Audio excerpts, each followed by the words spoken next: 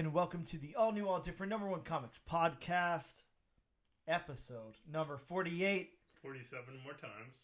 Only 47 more to go. 46 now, so 46. Enjoy the countdown. That's Bob. Say hello, Bob. Hello, Bob. I'm Dan. I did it backwards today because, why not mix it up a little and have some fun, I guess. I got to introduce myself. I don't care when I get to do it. I got to do it. As long as you get to do it. Yes. That's the most important thing. I agree. Bob, we are a weekly comic book podcast. Usually we take a look at a brand new first issue comic book, break down the story and art, give it somewhat of a review, and let you guys, the listener, know if we think that you should move on to issue number 2 or not. We also cover a little bit of comic book and related news when that exists, and we talk about some new books that are in shops this and next week. Bob, this week we'll be taking a deep dive into the all-new number 1. From DC Comics, Batman, Santa Claus, Silent Night. Now, Bob, that is correct. Just to reiterate to all the listeners out there, this is Batman and Santa Claus together in a DC comic book that's come out in 2023. Yes, and I'm glad it wasn't one of those. Let's put it out last month in November. Oh yeah, I hate when they do that. Yeah, I know. It's terrible. It's like you got to make it topical. You got to make it right now. During the holiday or whatever. Exactly. Don't put out a Christmas movie in like May. Yeah, I hate that too. Yeah, that's the worst. I want to know something because we obviously, in October have a good amount of Halloween themed comics. In December we have a good amount of Christmas themed comics. Why are there no Thanksgiving comics? Like, why are they dropping the ball on Thanksgiving? That's a good question. Like the Justice League sitting in a giant banquet hall, just enjoying turkey dinner. Yeah, seeing the Flash carve the turkey in under a nanosecond. Oh God, yeah. Can you imagine how quickly that turkey would be carved? Yeah, that's something I want to see. So to all of you comic book writers out there listening, or aspiring comic book writers, maybe that's your first foray into a comic book. We even get Valentine's Day comics. Yeah, exactly. Yeah, sure. Why not a Thanksgiving one? Yeah. I'm putting the call out there now for 2024. I want to see at least one Thanksgiving themed comic book on the shelves at the end of November, please. That's not a bad idea. Exactly. Bob, if we have to do it ourselves, then I guess we have to do it ourselves. You've thrown down the gauntlet. Yeah, I want to see it. Gauntlet thrown. Either way, we're going to take a quick break, and when we return, I don't know, we're going to talk some comic book news. We'll be right back.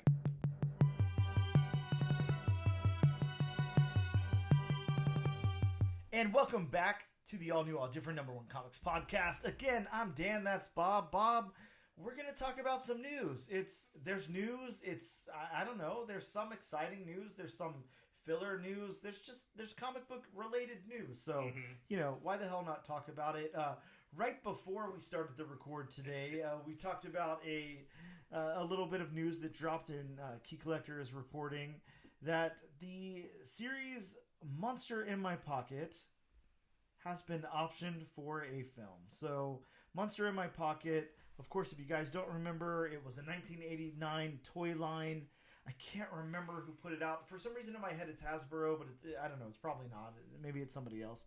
But Harvey Comics did come in 91 and put out a 4-issue series of Monster in My Pocket. It's so fun. I had some of the toys. I have this 4-issue series. It's just fun, dude. It's these little tiny monsters. You have like a little Dracula, a little Frankenstein, a little mummy, and they're just fighting, and it's really cool. It's a lot of fun. I do vaguely remember it. I definitely didn't have any of the toys. Man, just Bob, I suggest going out and finding some. That's all I can say. We have a nice toy shop right near us. Shout out to Forgotten Toy Box here in Jacksonville, Florida. Go check them out if you want to find some really cool toys from your childhood or just some fun toys. They've got plenty, but yeah, definitely a cool toy series and a really fun comic. It was a lot of fun. This will be a live action series, and it's in development now from Will Smith's Westbrook Studios and Alter Rock Pictures. So Monster in My Pocket was distributed by Matchbox. Okay, Matchbox. All right. And there were 11 in the first run, so it was, done in phases, because overall there were around 200 or Wow. over 200. So Must have it been a started, lot of phases. it started with 11 and, so on and so forth. That's interesting. I'd love to know the history of something like that. I might have to do like a deep dive to like know about the phases and what came out, because I wonder if they started getting into like licensed things or whatever. Like, can they call? I mean, I guess Dracula is something that you can use, right? Like, you don't have to say generic vampire. Somebody can be Dracula and you can use that, right? It's not like copywritten or something. It's funny. It's funny you mention that because I was just seeing it almost sounded like it was kind of like, I want to say like a quasi game, because from what I'm reading, each figure was assigned a point value. Oh, wow. Which I guess, the higher the points, the bigger the character. Ah, okay, I see. I mean, I'm reading here, according to Wikipedia, amongst the highest valued monsters were the Tyrannosaurus Rex, the Griffin, the Great Beast, the Behemoth, Hydra, and Werewolf. So instead of Dracula, you would probably have Vampire. Yeah, okay. Or, something vague like that. Sure. Yeah, so they probably didn't get into like the licensed monsters or whatever. No. Oh, yeah, very interesting. Yeah, I don't remember much about it. Like I said, I own the comics. Had some of the toys as a kid, but who knows? 1989, who knows what I was doing with my toys then? Probably Not like putting them them on my dog's back so they could like ride around or something. Not keeping them in the box, I'll tell you that. Yeah, no, I didn't do too much of that. Bob, there's also, just a little bit of news out there. Spider-Man Noir is getting a live-action series at Amazon. It's moving forward with the co-showrunner Steve Lightfoot, who did the Punisher series, as well as Narcos. I haven't seen Narcos, but the Punisher series, phenomenal. I really love that. So that's great news. Bob, out of all the Spider-Man and Spider-Man adjacent books and everything that I have and big key issues and stuff, I never picked up a copy of this number 1 of the first volume of Spider-Man Noir. It's a little out of reach. I might have it somewhere at home. I'm not quite sure. I know I had one at one point. Yeah, I mean, and of course we're familiar with the character, being in the Spider-Verse movies and everything. But this first issue has the first appearance of Spider-Man Noir, an alternate reality version of Spider-Man who operated during the Great Depression. Also has a first appearance of Vulture Noir. So that's really, really fun. Of course, earlier this year, a live-action Spider-Man Noir series became in development at Amazon, featuring an older, grizzled superhero in the 1930s New York City. And like we said, that's been confirmed, or maybe not confirmed. I can't think of the word. Reiterated yet again. Now knowing that we have this co-showrunner here, so really cool. Really, really excited about that. I know you sent me that article earlier in the week, and I was really stoked when I saw that, because that sounds fantastic. I'd love to see a series of Noir Spider-Man. I'm sure they will, but how disappointed will you be if it's not in black and white? Man, it has to be in black and white. And it doesn't feature a Rubik's Cube. It's got to be in black and white, though, right? There's no way that it can't be. I think that would take away a lot. I'd still be interested in seeing it. But I could see. Yeah, it would definitely take away from the character if it were in color. Yeah, and I've heard so many times, at least, being like a big fan of Kevin Smith, and of course, Clerks coming out in black and white and all of that. You hear a lot about like studios and stuff saying like black and white, they can't put things in black and white. It's not going to sell. People are going to think it's weird, whatever. But yeah, this has to be in black and white, right? There's no way you do this in color. That'd be so odd. Interesting thought to ponder. I think that, whenever we first see like a trailer or something, and if it's in color, that's going to be very jarring. Yeah, I will say one thing. When it was adapted to a movie, Sin City and Guillermo del Toro did right by that comic. Yes, black and white. Yeah, completely agreed. Bob, another news. Now, this is a very interesting piece of news. I don't know that you and I have ever talked about this series before, but let me tell you that there's a few series in recent memory that I've just gone ham on. Like, I went so heavy on the FOC and ordered so many copies of. luckily, some of them really panned out. A lot of them didn't. But again, I have myself to thank for that full short box of Something Is Killing the Children #1s, and then incentives that I gathered along with that. And also, there's plenty of copies of other things that never stuck at all and aren't worth the paper that they're printed on. That I also have short boxes of. Mm-hmm. But one series that I went really, really heavy on when it first came out, and with every single issue of the 5-part mini, was Stray Dogs. I think that series dropped in early 2021, I believe, or mid. I can't remember. Of course, a while ago it was announced that it would be in development for some kind of project, whether it be a movie or a series or something. And again, the reiteration, the Hollywood Reporter has announced that Gary Dauberman, who worked on It and Annabelle, so big, high marks there, is attached to the in development Stray Dogs project. So this is confirmed. This is not going anywhere. I'm really happy about this, Bob, because like I said, I have so much Stray Dogs everything. I have every single movie variant cover. I have everything. So being that, I Stray Dogs was never on my radar. Okay. Just knowing who one of the creators is, does it lean more towards horror? Oh, yeah. So that makes sense. It's very interesting, though. It's very nuanced. I would say it hits all the perfect marks because it's animated like a Disney cartoon. It looks phenomenal. And it's got this great undertone, but at the same time, it's like a... what's that? Homeward Bound type of vibe to it. You have these animals that all talk to one another, and they're trying to figure out what's going on, and they love their owner, but there's a little or something very sinister going on behind the scenes there. And I don't want to spoil it for anybody, but it's definitely, it was solicited as Lady and the Tramp meets Silence of the Lambs. So, yeah, I mean, if you can find a way to connect those two, I mean, that's what's going on. So, yeah, it's God, it's insane. I would highly suggest reading this, and I'm hoping it does say here that Paramount purchased the rights for the adaptation to be a dark animated adaptation. So, yeah, very interesting. And I'm happy that it's heated back up, not only because I'm sitting on, so many copies and everything of this thing, but just because I think it's a really fun project. It was really good. It was a lot of fun.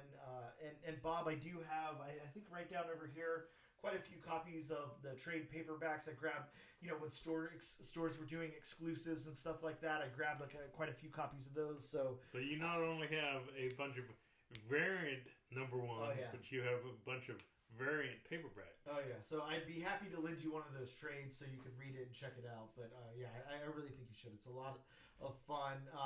Next up in news, we've got some Deadpool 3 news.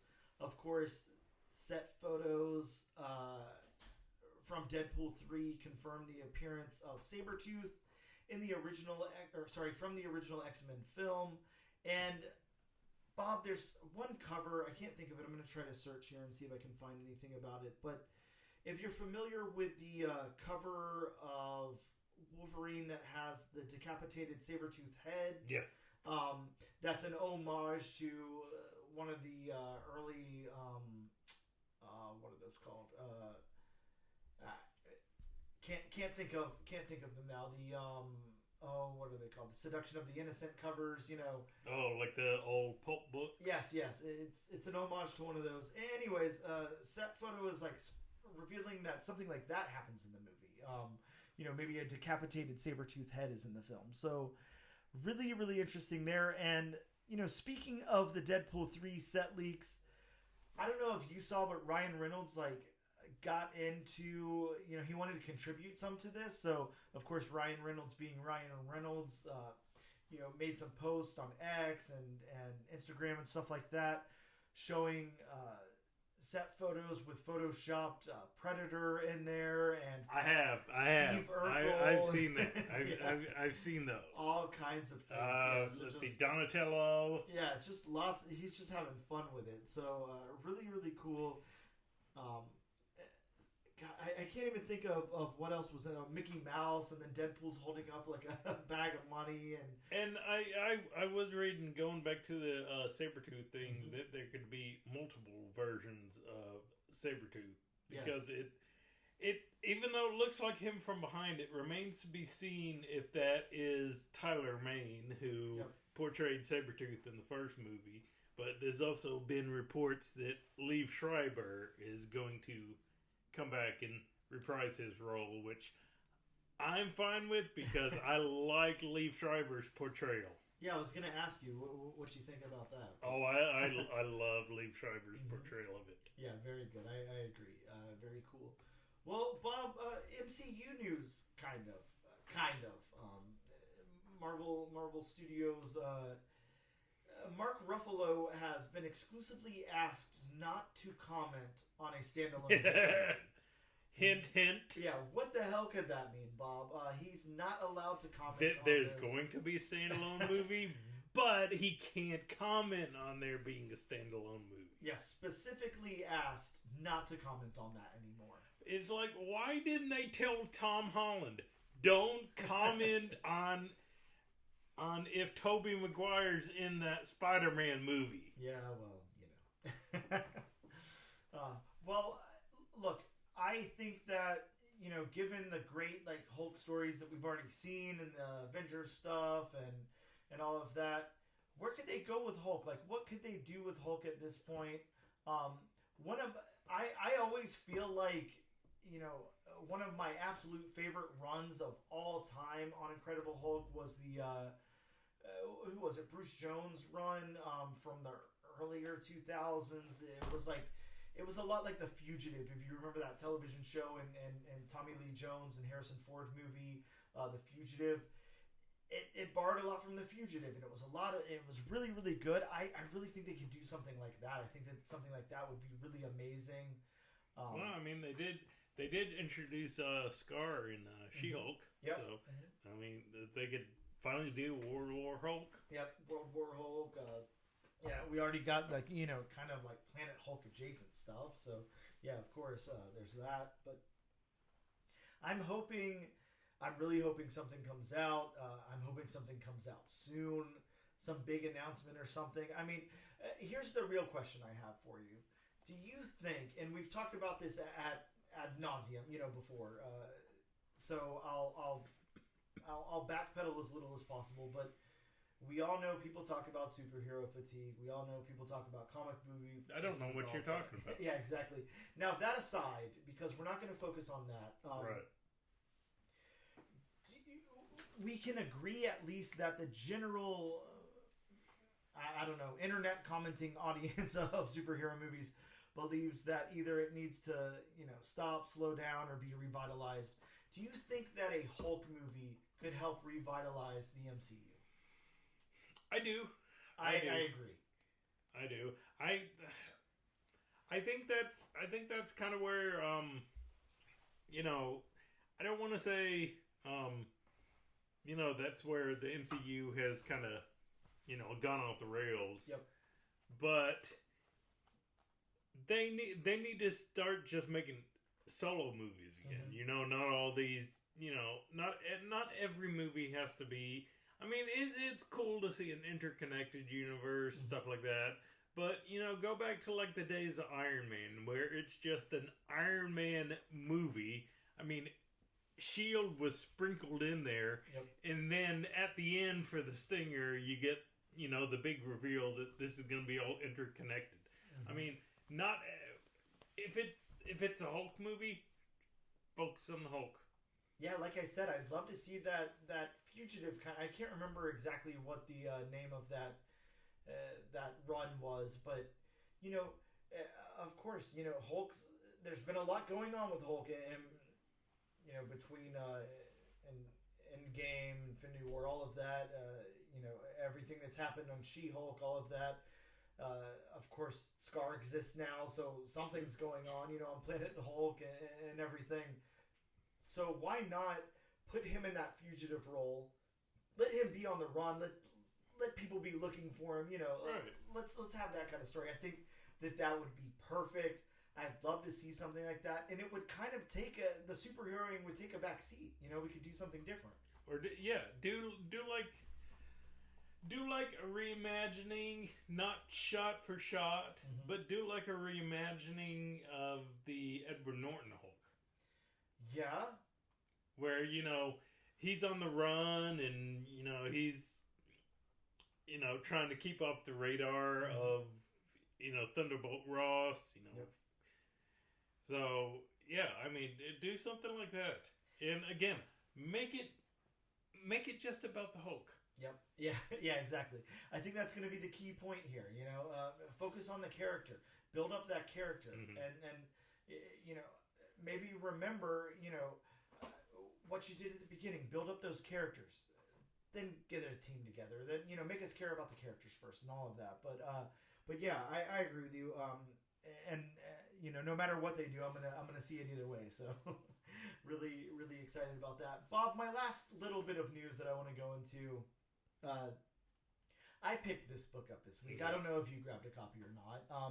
There was actually talk about it at our local comic book shop. I don't know if you remember the talk that we had there, but DC Comics put out this Justice League versus Godzilla versus Kong. No, that I didn't pick up. Okay. I thought about it, but then it was like, the $15 price tag was a bit much. I'll definitely give it that. Do you have it next to your copy of Hulk 181? No, I certainly do not.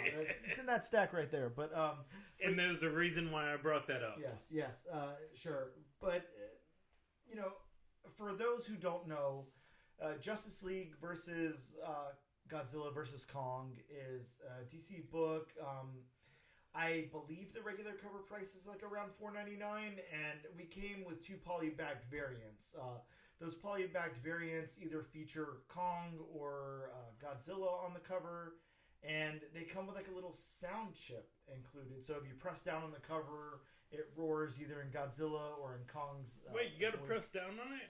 I think so. I don't. Maybe you have to open the book. I'm not sure. I'm hoping all you have to do is open it, because that would. That would be awesome. Yeah, I'm not too sure exactly how that works, but yeah, probably the same technology as like those greeting cards that sing "Happy Birthday" or whatever. Yeah, I guess we could assume something like that. I haven't opened mine from the poly bag, so I'm not sure. But DC has had to issue a warning, actually, Bob. I don't know have if they you read really? this news or not. Yeah. So the problem with this is not what it doesn't have lead paint in it, does it? Well, yes, Bob. That's the problem. Children have been eating the lead paint out of the licking the book. Yes, exactly. They want a taste of that Godzilla, but no. The problem here is they're being recalled and everything, or shops are trying to recall them because they're not working properly. They're saying that it only roars one time and then will never roar again, or that it's not roaring at all. And DC has issued a statement saying it's like light activated, so it needs to be opened or pressed or whatever in a very well lit environment.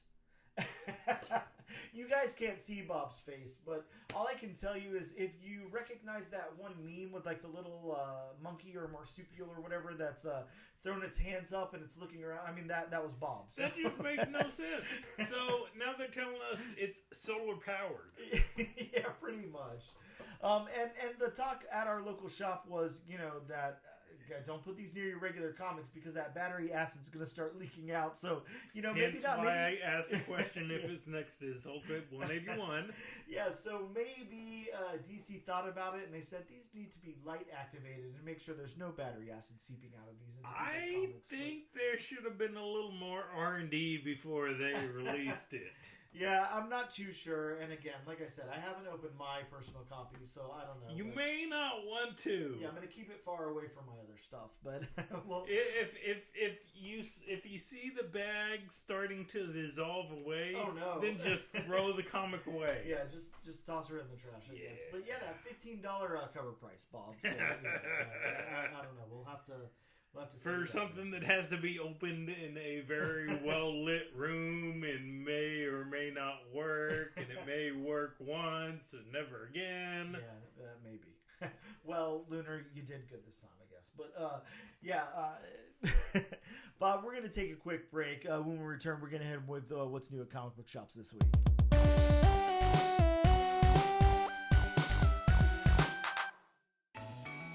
listen to albums start to finish? Do you love concept albums?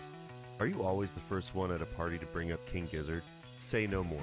The Album Concept Hour podcast has everything you need. We have hot takes. It's like Voltron. It's just like Voltron. It's like Voltron with jazz. This is emo. This is Willie Nelson's emo trip. Bad improv attempts. That was.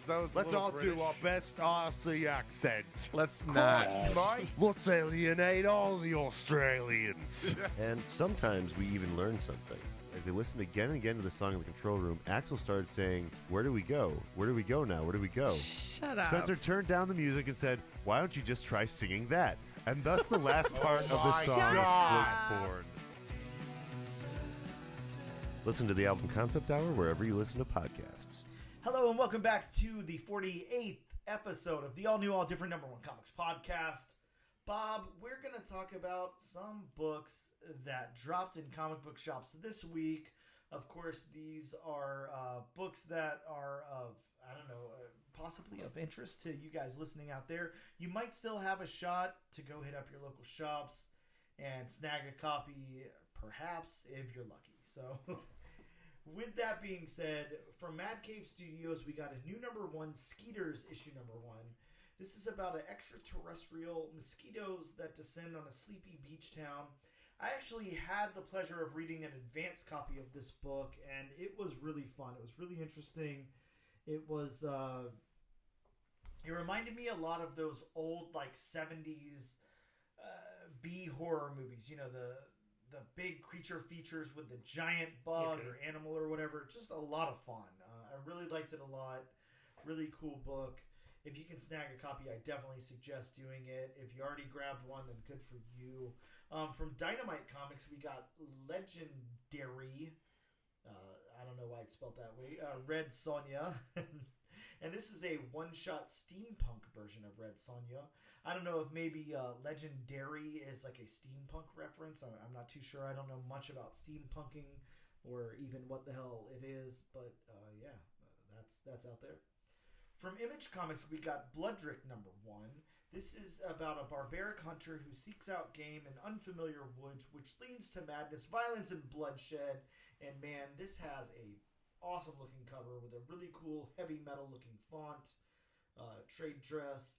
This is written and illustrated by one person. It just looks like a lot of fun. I definitely suggest picking that one up. We got Our Bones Dust. This was recommended to me by somebody who works at our local comic book shop, Bob. This one's about a feral child, equal parts predator and prey, who navigates a nightmare landscape of brutality and blood inhabited by scattered cannibal tribes. So, that if that doesn't sound fun to you, then I don't know what does, but very interesting. Bob, we got from Boom Studios Stuff of Nightmare Sleigh Ride. This is a one-shot. Of course, we covered one of these books a little while ago, so these are all just one-shots, but this one is a R.L. Stine story about a down-and-out former mall Santa dead set on making sure department store shopping isn't the only thing that's deceased.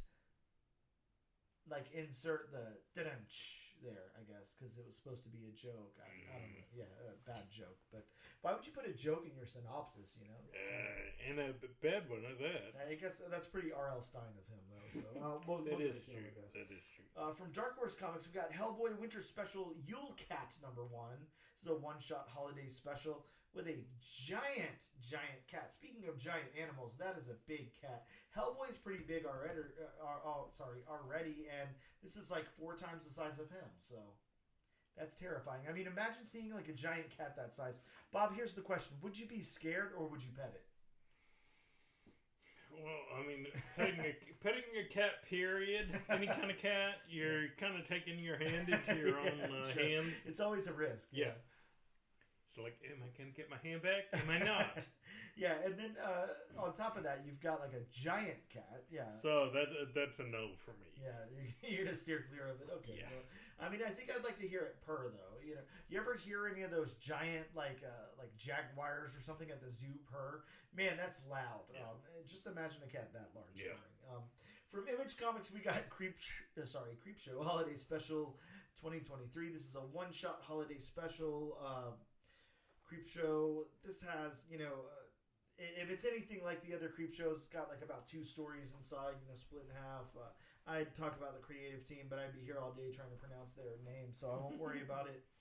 Of course, we got the previously mentioned Justice League versus Godzilla versus Kong #1. Of course, one with a variant cover by Christian Dunce. I don't know how you say that. Duce, but this one features a gatefold cover. I can't talk. A gatefold cover that emits a King Kong roar effect when opened. Possibly. So yes, you do have to open it. Yes, in possibly. a bright room. In a well-lit room. Yes, please don't open this in a dimly lit room. You're going to be disappointed. You might want to put gloves on too. Yeah, probably. Don't get any of that battery acid on your hands. We also got the same book with a variant cover that has Godzilla, of course, like we talked about before. Man, that Godzilla one looks awesome, though. That's the one that I picked up. For Marvel Comics, we got X-Men 29. This has the first team appearance of 7 Daggers, Doctor Doom's team of mutants. Sounds like a lot of fun. We also got Thunderbolts, issue #1, another volume of Thunderbolts where Bucky Barnes, a.k.a. The Revolution, leads a new Thunderbolts team. Bob, is this supposed to tie into the MCU Thunderbolts? It's supposed to come out? No. Okay, so this is separate. It's got. I can't say it's got the exact same team, but it has some of the players from. Because I did pick this book up, and it's got some of the players from, the MCU, but I highly doubt it's going to have anything to do with that unless they're going to ignore everything that happened with, Sharon Carter and she's on the team and, yeah. Probably not. So there we go. Bob, we also got a new #1 from Marvel this week. This is part of a 4-issue limited series. The Century #1. This one may introduce a new century from various people who are manifesting the dead hero's powers. I've heard some really interesting things about this book. I've not read it yet, but I'm really excited to read it. Mm-hmm. The reviews have been mixed, is all I can say. Some people love it. Some people really hate it. We'll have to see where we land.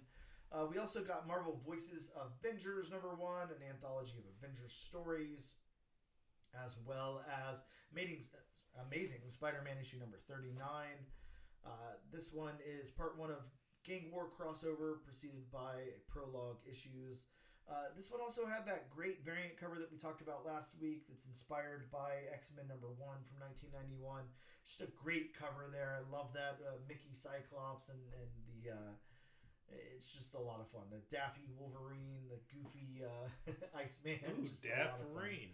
Yeah, I love that cover. Yeah, I like that. Maybe we could make a mini-series out of that one day. Over to DC Comics, we got Titans Beast World, Waller Rising #1, event tie-in. Also, Titans Beast World, Tour Metropolis #1, where Power Girl becomes Flamebird, and it's part of the event tie-in. Bob, we also got that Shazam issue 6 with the first appearance of Shazam. I can't talk today at all, or ever. The first appearance of Shazamite, the cousin of Batmite. Man, just I'm shaking my head too, and I'm just I want to be interested, but it's just not. Again, is it going to turn out there's an entire planet of mites? I guess so. Yeah, why not? Flash Mite, Bizarre Mite,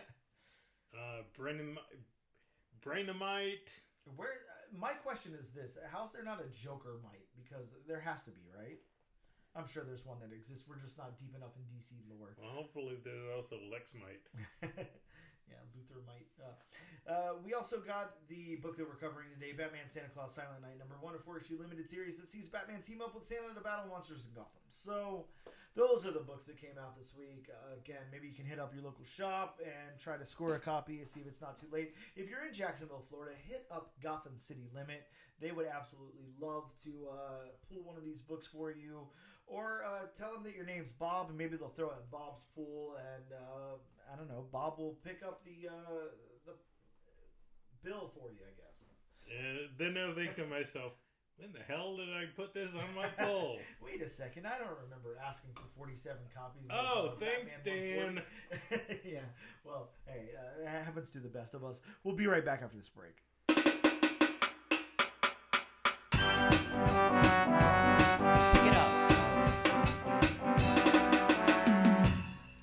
back with episode number 48 of the all-new, all-different number one comics podcast. Bob, let's talk about the book we're covering this week. Is that what we do? I think so. That's what we're gonna do as we hijack this podcast and take over and talk about comic books. Because, I thought we talked about the birds and the bees. I don't know if you want to hear us talk about that, but if you do, tune in for a very special episode next week. Filmed before a live studio audience. Bob, this week we're going to be talking about DC's Batman, Santa Claus, Silent Night, issue number 1. I'm going to hit them with a synopsis from DC's site really quick, and then we'll go into the creators and then my synopsis. But first off, from DC, the Dark Knight partners with a not-so-jolly Saint Nick as Santa Claus is coming to town. The 4-part crossover event of a generation begins when a not-so-jolly Saint Nick hits Gotham City to investigate a brutal crime in the days leading up to Christmas. What manner of man or beast could have committed such atrocities? With the help of his former student, Batman, Santa will team up with the heroes of the DC universe to right this wrong, or the world wakes up to coal in their stockings.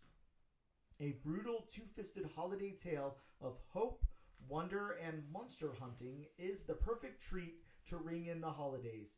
It's Claus in canon. So I think the biggest...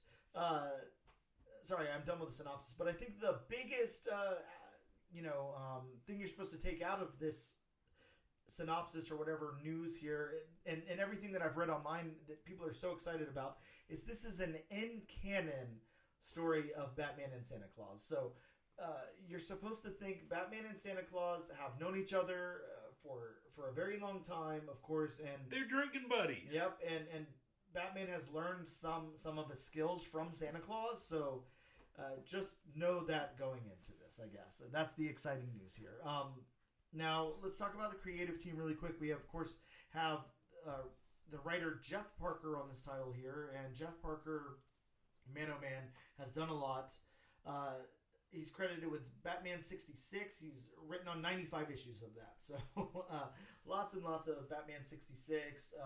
We were just talking about Thunderbolts. He did a long run on Thunderbolts all the way from issue 138 to issue 174.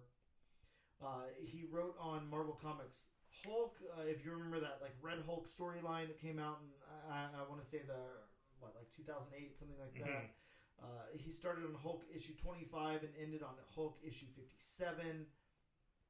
He's also done Marvel Adventures, The Avengers, if you remember the All Ages series there, 24 issues of that. He wrote on Aquaman, wrote on Batman 66 meets Wonder Woman 77, Dark Avengers, X-Men First Class, Marvel 2-in-1, Agents of Atlas, Future Quest, James Bond Origin, Suicide Squad, Hell to Pay, Marvel Adventures, Fantastic Four, X-Men First Class, Red She-Hulk, Future Quest presents Flash Gordon, Negaduck, Agents of Atlas, Batman 66 meets The Man from U.N.C.L.E., Exiles, Justice League United, Archie meets Batman 66, King's Watch, Spider-Man 1602, Underground, Solitaire, Dark Reign the Hood. I could go on and on and on, but I'll stop. Just know he's done a lot. He's written a lot. The guy's got some experience. Now, we're going to get into the artist. And Bob, I'm going to try to say this name without having you chime in. But just know, listening audience and Bob, I'm going to stumble and I'm going to sound like an idiot. I'm here to back you up, Dan. Fingers crossed. Michele Bandini. Very good. Close enough? Very good. Thank you. Golf clap there. Round of applause, ladies and gentlemen. Michele is a Italian comic book artist, and we'll go into some of the stuff he's done. He's arted on Batman Incorporated, on Marvel's Spider-Man City at War, X-Men Gold, Van Helsing versus Dracula over at Zenescope, Captain Marvel, Immortal X-Men, The Mighty Captain Marvel, The Amazing Spider-Man, Grimm Fairy Tales presents The Jungle Book, Fall of the Wild from Zenescope. He's also done a little bit of work on Miles Morales Spider-Man and Thor, as well as Marauders, Wildcats, Dawn of X, or Dawn of 10, however you're supposed to say that. Savage Dragon, What If Thor, Marvel Avengers, Black Widow, Winter Guard, and the list goes on and on. But he's just kind of been all over the place. Yeah, he's done some really cool things, and I will say I really like his art a lot. Spoiler alert, but he's done a great job here on this book. Also colors by Alex Sinclair, just to throw that out there, but we won't go into his backstory or anything. Which we know Alex Sinclair has done. Yeah. He's been around the block a time or two. We've heard the name once or twice, I guess. But Bob, let's get into this book. No, Bob, before we get into this book, let's get into my synopsis of this book. Oh, yeah. I know. Always fun. Batman Santa Claus, The Silent Night, #1, opens with a group of Christmas carolers in Gotham City as they get attacked by some sort of man-bat-looking creatures. Batman and Robin show up on the scene as the police are putting the carolers in body bags. And they find victims with a single puncture mark on the neck and they're drained of blood. Zatanna then shows up to help and identifies the creatures as the Drog? I'm going to go with Drog. Norse vampires. The vampires attack Batman and Robin, and one of them takes off with Robin. Just then, Santa shows up on his reindeer Prancer and shoots the vampire with a wooden stake. We find that Batman and Santa know each other, and we flash over to Batgirl and Nightwing on the defense of another vampire attack. Santa shows up with Batman and Zatanna as the vampires fly off. Zatanna then pulls a book from her library to teach Robin, Nightwing, and Batgirl about this Norse, Viking, Scandinavian Santa's craftsman's origin. Wow, that was such a long run-on, but that's how I read it. 5 times fast. Yeah, exactly. And the origin of Krampus. Just then, one of the slain vampires grows flowers from its chest, and it attacks Zatanna. Then Krampus comes out of the slain vampire's mouth to exact his revenge on Santa. And if that sounds like a crazy effed up fever dream, sorry, that's actually what's in the book here. So, Bob, probably how it began. Yeah, let's get into this thing. How about the story beats? This one, it's definitely not all over the place. It's very linear. It takes place as the vampires happen, Batman and Robin come out to investigate and whatever, and as the vampires attack, and Santa comes along to teach everybody how to kill these vampires or whatever. Zatanna takes some time to kind of school everybody on the history of this particular Santa and Krampus, and then that Krampus reveals himself. So pretty straightforward in the story beats there. Yeah, I mean, like you just said, the only time, it's not linear is when, Zatanna's reading that excerpt from the book she has. But, I mean, that's, to give the reader a little bit of backstory on Santa Claus. So, the only thing I would have liked is, in the story beats, is maybe in addition to telling about, Santa, maybe... telling exactly how, and I'm sure they're going to do it in the next few issues. Maybe let us know how Batman knows Claus. Oh yeah, a little bit of backstory on that. Yeah, they're definitely going to get into that. That's for sure. That will happen. I'm with you. It would have been nice to hear a little bit here. Maybe just a little. Easter egg in it or something. Yeah, because I can definitely see on, especially maybe because there are people out there who still have not read comics. Yep. I don't know what you're doing with your life if you exactly. haven't, but I can kind of see how especially if you've only read Batman comics and then you get to this one and it's sort of like, wait a minute. How do Batman and Santa Claus know each other? Why are they friends? Yeah, I could see that being a little confusing. Other than that, I mean, everything flows smoothly. I mean, this is such an easy read. You even said it because I actually, before I came over, I actually read the wrong issue. I thought it was the correct issue because it was a Santa Claus cover. Yep. But we saw that it wasn't, and you know, I even said it takes me about 15 minutes to read, and I was done with this in, what'd you say, less than 10?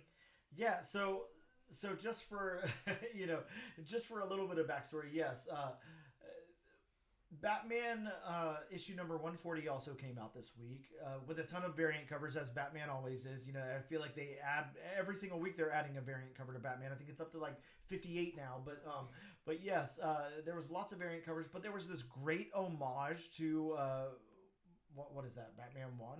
Yeah, okay, Batman number 1 with Batman and Robin on the cover there, but it's the Santified version of that. So naturally, and of course it has the little trade dress of Batman Santa Claus Silent Night on it. So naturally it seemed like a variant cover to this issue. Yeah. So that's the one Bob picked up. Also what I picked up for my Batman book, because I noticed that it said Batman 140 at the top there. But Bob read the Batman 140 and was like, wait, we didn't read the same book when you walked in the room. So yeah. So we said, shit, okay, well, how quick can you read this? You said about 15 minutes. I think it took you about 7. Mm-hmm. Very quick read. But I'm with you. I read it twice. Easy breezy. Quick read. Goes by very quick. And it's not because of lack of dialogue. I mean, there's a good amount of dialogue in this book. Everybody's talking. But, I mean, it just makes sense. You know, it makes sense that it flows would be nice and quick. It makes sense that character said something like that. Yep. Mm-hmm. Yeah, it definitely flows very well. I love the inclusion of Zatanna here and how she is kind of... I don't know if it's just going to be in this issue or if it'll be throughout the whole miniseries or what, but how she's kind of, our exposition. She's the stand-in for us to learn everything about the history and everything here. I like Zatanna. I think she's very underused in the DC universe. I think that her inclusion here was outstanding, and I thought, knowing that it had Nightwing, Batgirl, Robin, Batman, okay, it's just going to be the Bat family, but yeah, I love that we have Zatanna, so I think that's great. But yeah, the story beats, I would say A++, they did a wonderful job on the story beats. Of course, Mr. Jeff knows how to write a story. He's done it for quite a while and on some big titles and everything, but he's got a little bit of storytelling under his belt. Oh yeah, definitely. But yeah, done a great job with this. I'm happy they gave him a number 1 to work on over here. So how about the narrative then? How about the narrative of this story? It works very well for me. Again, it was such an easy read for me, or super easy read for Bob. Narratively, it takes kind of, Batman and Robin, goes into Zatanna, goes into that storytelling mode, and then, we have a little bit of like audience POV, I guess, but yeah, it's the narrative is done really well here. Some outstanding storytelling. What about you, Bob? Do you have anything else to comment on the narrative? You nailed everything on the head. Yeah, I hate to make this one so short, but it's gonna be hard. I've noticed the better written they are, it's just we kind of breeze through them because there's not much to critique. But this is written very well. How about the dialogue? We had some pretty big voices in this book. Of course, Santa, Batman, Zatanna, Robin, Nightwing, Batgirl, Krampus at the end. How did you feel about everyone's dialogue? Did they have individualized enough voices? Like, what did you feel? Yeah, and like I said earlier, I mean, all the dialogue was stuff, that those people would say. I mean, at the very beginning, when Batman and Robin are looking at the scene of the, Christmas carolers under the sheets, Robin says, I guess whoever did this doesn't like Christmas carolers. And then you had Batman who kind of chides him saying, don't say that out loud. Just get to the point where you think it. Yeah. And it's exactly. Like, that is definitely something Batman would say. Oh, yeah. And that is definitely something Damian Wayne would say because he speaks his mind. Yep. Yeah, exactly. Yeah, I agree. He's written the tone of these characters very, very well. It's interesting because we have some characters that we know really well, that being the Batfamily and Zatanna, and then we don't know this Santa. This isn't, like they said so many times in their synopsis, this isn't your like jolly Saint Nick. This is a different Santa. And when I said in my synopsis, that it's like a Norse, Viking, Scandinavian Santa. You know, that's kind of what we're getting here. It's a different Santa. He's a craftsman who kind of splintered off and became Santa. But it's kind of a to me this version of Santa is kind of a combination of David Harbour from Violent Night, meets Alec Baldwin's version from The Guardians, if you remember that movie. Yeah, I do. Yeah. Oh, yeah.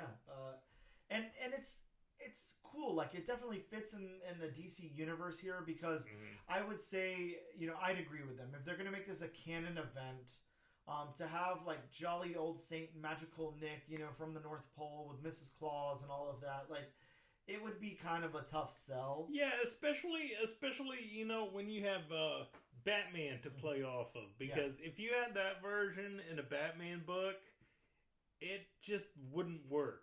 I agree. It would be like a fun, like, you know, thing. Like, I'm sure, you know, a good writer, even somebody like, you know, Jeff here, a phenomenal writer, but, you know, a good writer could shoehorn, you know, Santa Claus in there and make it work. But it would be goofy and fun.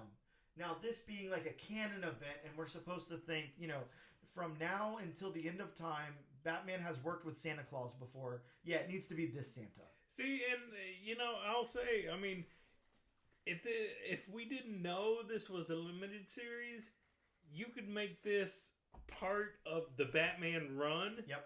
And it would just go seamlessly because it's not the, you know, jolly old, you know, Christmas version of Kris Kringle. Yes, yeah, exactly. So, yeah, I love the way this was done. I think that it was really smart. Yep. Of course, I'm sorry, we're in the dialogue and we're talking about other things, but that's okay. But it's our comic book podcast, so we can do what we want, right? It's my party and I can cry if I want to. Pretty but yeah, I like the way that this character was included. And to reel it back in, I like the dialogue of that character. I think that he has a very unique voice. He's very stern. He's very gristled. He's not here to play, but also he's definitely on the Bat team. You know, I mean, what was it? I think it was Zatanna who asked, "Don't you have big things coming?" No, it was Batgirl who asked Claus, you know, "Don't you have big things coming up soon?" And you know, Claus was like, "What?" Basically, "Oh, Christmas." Yeah. Oh, yeah. So that's what I got to do. Yeah. So I mean, just saying that, you know, it's not, you know, the regular Santa Claus. Yep. Yeah. So yeah, I like this character's dialogue. I think it works well. So what about the world building then, Bob? We're in Gotham City, and Santa has come to town, and so have some weird vampire bats. Vampires? I don't know. I mean, again, the world building. I mean, you know, Batman comic. You know, I mean, there aren't a whole lot of locations in Gotham City that we haven't been to. Yep, exactly. Yeah, I'm going to go out and say, you know, the world building is great. Like you said, it's very familiar already, so it's not like... Which I mean, isn't a bad thing. No. It's just after all this time and umpteen thousand issues of Batman, I mean, it's going to get to the point where no matter what comic is being written for, I mean, we know all about, you know, New York basically by now from Marvel. I mean, we know all about Metropolis from Superman. Yep. So, and I mean, if you've written that many comics over that many, you know, decades, there's not too many places in that city you're going to be able to go where people don't know where it is. Yes, exactly. No, I completely agree with you there. Now, I do have a question for you, Bob. Yes. How would you feel? Would you feel different? I guess is how I could frame it. If Batman and company were to go to the North Pole, if this took place on the North Pole, I would. Okay. Yes. I mean, not that it could. I mean, obviously the story would have to change some. It's not like we could have vampires attacking carolers on the North Pole, but you know, if the circumstances were different. Just because, you know, that's a location or at least I've never seen in the DC universe. I don't know if they've ever gone to the North Pole in the DC universe. I mean, it's the DC universe. I'm sure they've gone everywhere at this point, but or a version in the multiverse. Yeah, exactly.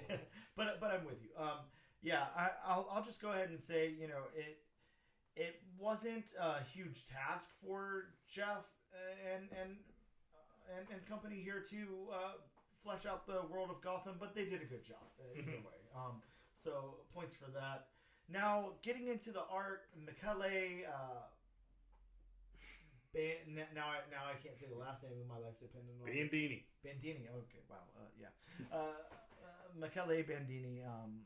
If I'm even saying the first name correct at this point, let's get into his art some here. Let's talk about the characters. Of course, talking about how somebody draws Batman is just like talking about how somebody draws Spider-Man or Superman. There's been so many billions of incarnations, and we have an idea in our head, but we want a little bit of artistic liberty with it as well.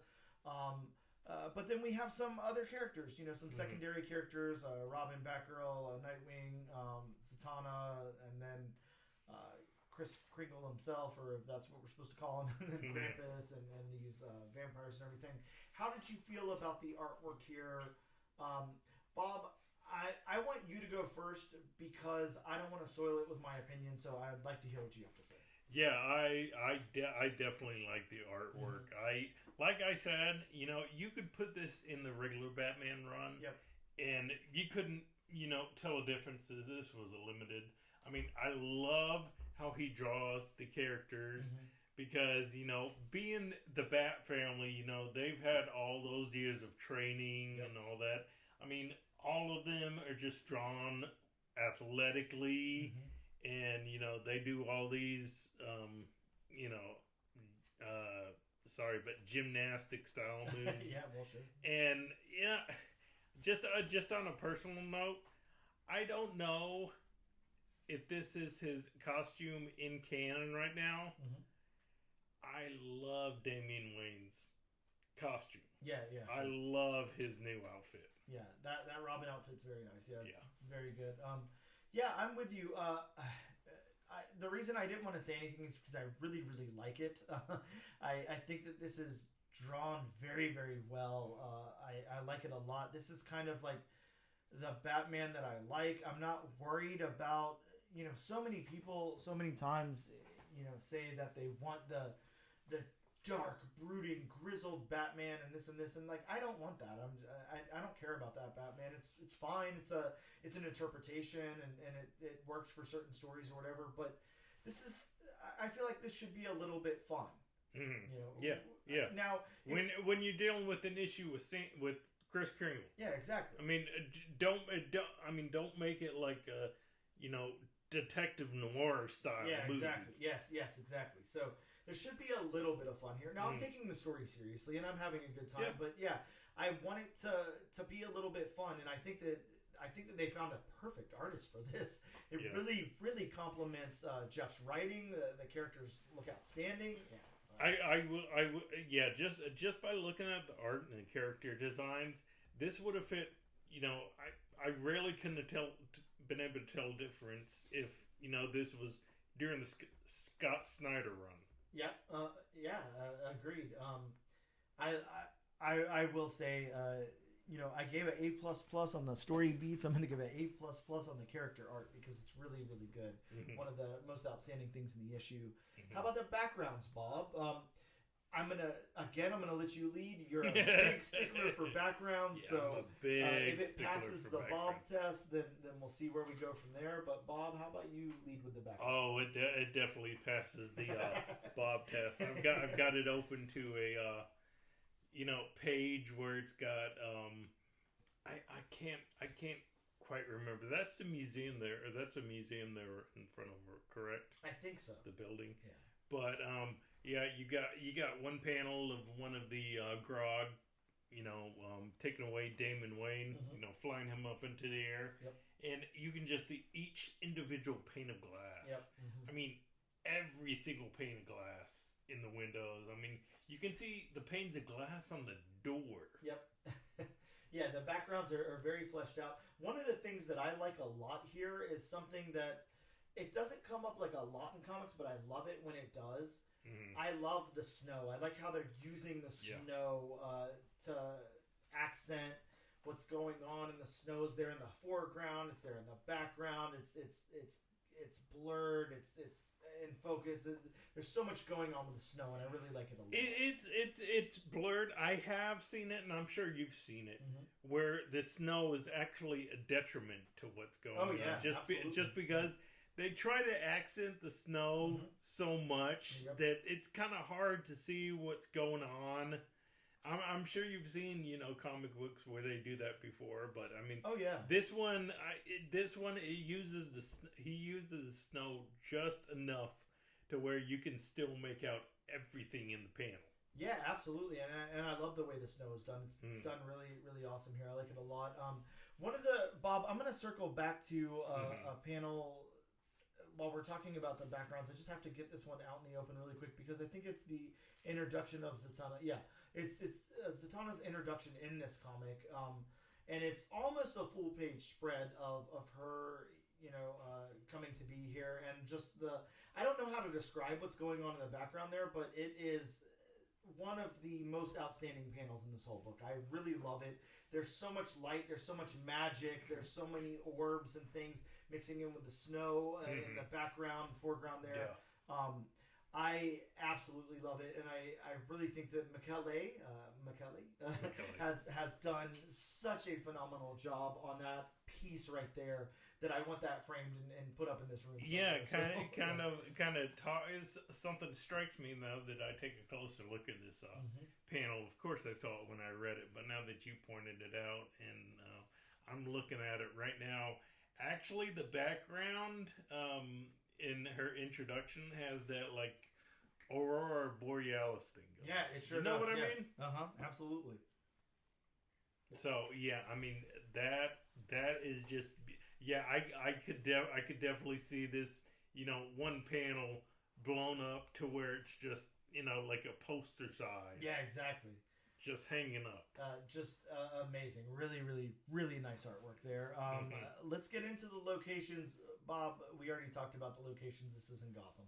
We're in Gotham. We get a little bit of, whenever Zatanna is schooling everybody on the history of the Santa and Krampus characters there, we get a little peek into that world, but this is... More or less you get, the museum, the cemetery. Yeah, this is in two locations. So I don't think there's much we can say about those other than, for my money, they're nicely done.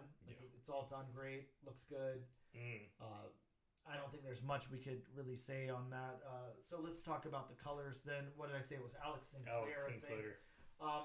For me, the colors pop. The palette works really, really well. Yeah. It works in junction with the art and the storytelling.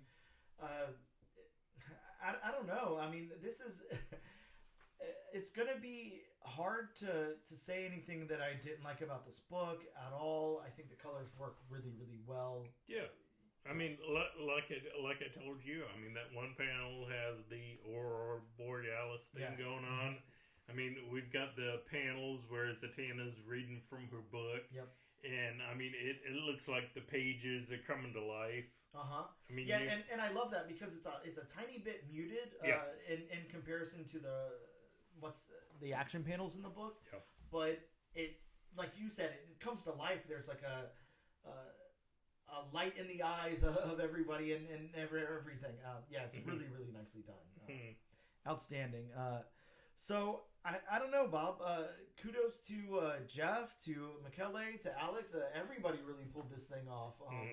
This was done really, really well, and I think that it needed to be if they wanted to make Batman and Santa, a canon event. Yeah, because I could when we were picking the book last week. Yep. I definitely thought to myself, okay, this better be done by a great team. Yes. Or else this could go south, no pun intended. This could go south this really could go North fast. Pole really quick. Yeah. Yeah. But, I'm with you. This could only go one of two ways. There was no in between. This could either be outstanding or really, really stupid. Yeah. and luckily for us, it was outstanding. This is really good. So... to exit the review portion of it and give your recommendation, I think that it's pretty easy to say I will absolutely be picking up issue number 2. I think you will as well, but I'll let you say it in your own words. Oh yeah, I will be picking this up, and I highly recommend, if you're on the fence about reading this, go out and buy it. Yeah, absolutely. Anybody sitting on the fence on this one, go out and get a copy. It's really, really good. It's a lot of fun. I think it's going to do well. It's a Batman title anyway, so it should do fine. But if you thought, I don't know, this sounds too campy, it sounds stupid, I don't care about Santa and Batman meeting up, yeah, you do. This is really fun. And I mean, just to expound on my point, I said about this could either be really good or it could go south really quickly. Yep. An idea like this, where it's supposed to, where it sounds, lighter and funner, it could have gone south really quickly. It could have been an outstanding story. But if you didn't have an outstanding artist to go with that outstanding story, then I don't care what kind of story. I don't care if it was the easiest read in the world. If you don't have that artist that can get your ideas and story across, then it's going to fall flat. And again, especially a story with Batman teaming up with Santa Claus. It doesn't seem like it, but Bob's right. The stakes are very, very high, actually. It takes a special team to pull this off, and the right tones have to be achieved and all of that. And to obtain that, you have to have the right people in place. You have to put the right team together. Yeah, of course, Dan and I have our personal favorites as far as artists and writers. Sure.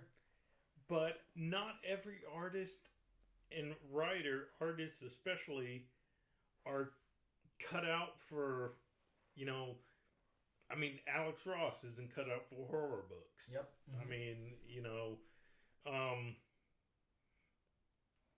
Steve McNiven isn't cut out for certain books. Yeah, exactly.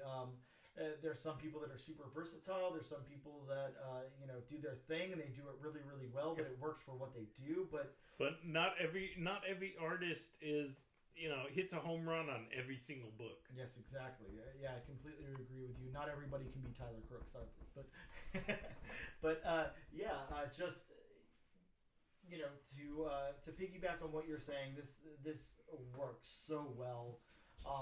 It's getting harder and harder because, again, I told you before, we got to start making our list. We got to start figuring out what our book of the year is, and we got to figure out if we're going to have individual books of the year, if we're going to team up and do one. There's a lot to figure out here, but with that being said, I hate when we run into a book that's so good because I'm like, hey, you can't just come in here and try to hijack our list, We've been doing this for almost a year now, and you can't just come out of nowhere with a really, really good... This late in the game, too.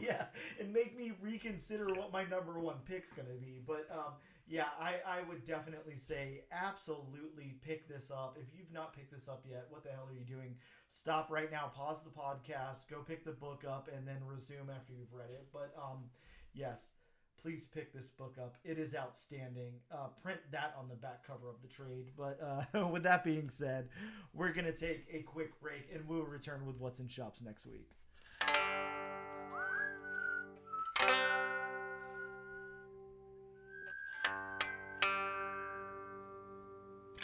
And we are back with episode number 48 of the all-new, all-different number one comics podcast. Bob, why don't you hit them with some new books that are dropping next week? But first, it's now disclaimer time. It's now disclaimer time with Bob. We really need to put that to music. I say for the new year, I record a bit. I might do the singing. I might not. Who knows? I don't know if I want to hear. I don't know if people want to hear that. They certainly don't want to hear me sing, but here we go. But as always, these are just a few of the books that are, I guess, a few of the notable books, I guess you would say. Yeah, I guess so. Coming out for next week. And this is only one resource. So if you want a more in-depth list, please consult elsewhere. Consult your local comic shop. Ask them what's coming out, and if they can read you a synopsis, and what the price is, what the barcode is, who it's written by. Exactly, and like Bob said, if you're here in Jacksonville, Florida, like Bob and I are, you can hit up Gotham City Limit on Southside Boulevard. Ask for Jonathan, ask for Ian, ask for Ben, and definitely ask them if they can read those barcode numbers for you. Well, Ian may be not available for a while. Okay.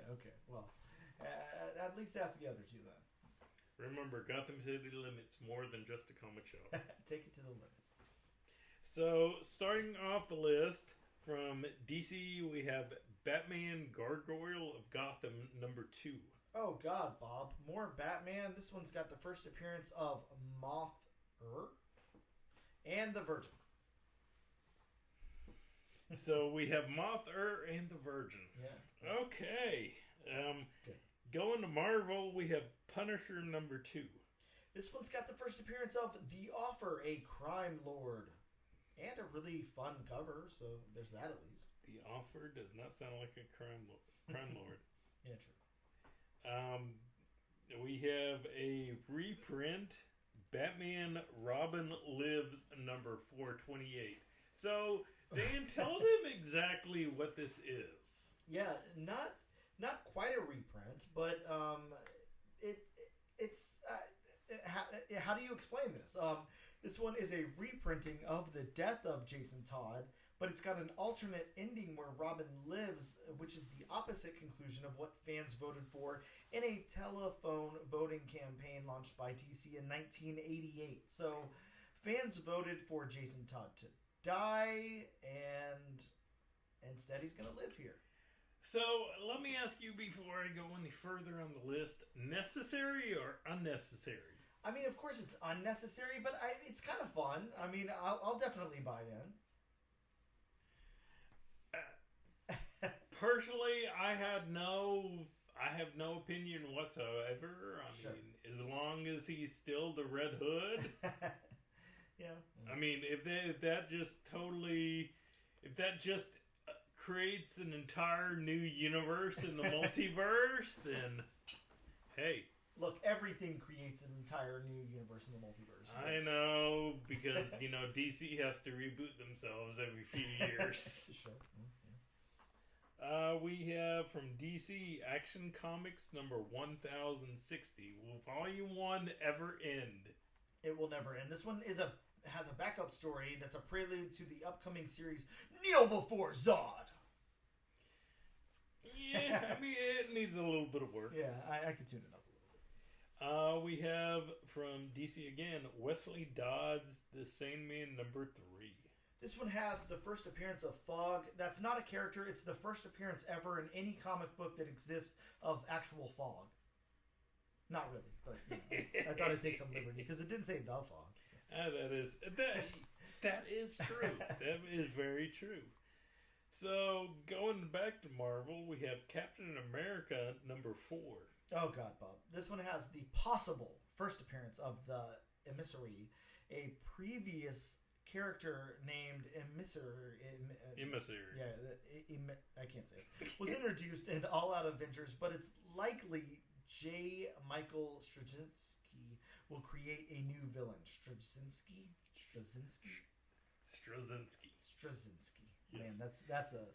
I love those possible first appearances. I don't get them. It could possibly happen, maybe, if you're a good boy. I don't know. To me, it's either a first appearance or it's not a first appearance. It possibly is. I mean, I guess if it was an existing character, then I guess you could say it wasn't a first appearance. Yeah. I don't know. It's very confusing. Sticking with Marvel, we have Daredevil Gang War #1. This one's got the first team appearance of the Heat. A gang. That is one of the most vague solicits I've ever heard of. Sure. I do like that, though. I mean, think about the popular gang names you've heard of, like the and the Heat. How's nobody taken the name of the Heat yet? Don't say them too loud. Don't say those names too loud. Oh, I don't want anything to happen. Should I edit them out? Yeah, possibly. Sticking with Marvel, we have Moon Knight #30.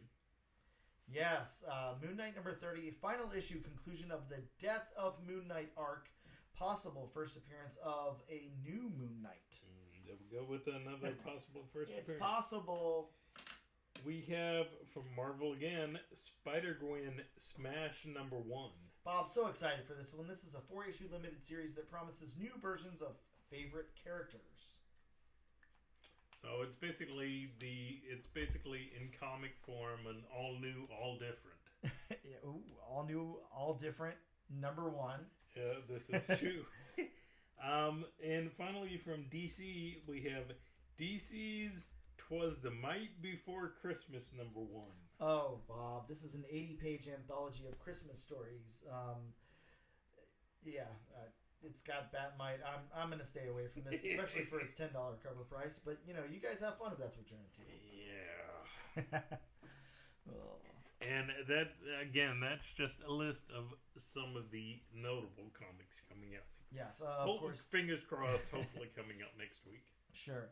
Now, speaking of books coming out next week, we have on our wheel here from wheelofnames.com. Of course, the never sponsored, but we wish that we were sponsored by wheelofnames.com. Wheel of Names, if you're listening, contact Bob. But we've got 3 comics here on the wheel, those being Spider-Gwen Smash, Invasive, and Beyond Real. Bob, I'm going to click the spin button, and we're going to see where this lands to figure out which book we're covering next week. It looks like we're going back to Colin Bunn, Bob. We're doing Invasive number 1, so that should be a lot of fun. Maybe we should be sponsored by Colin Bunn. Yes, the Colin Bunn cast never ends. But with that being said, Bob, that pretty much wraps up the show. Thank you guys so much for tuning in.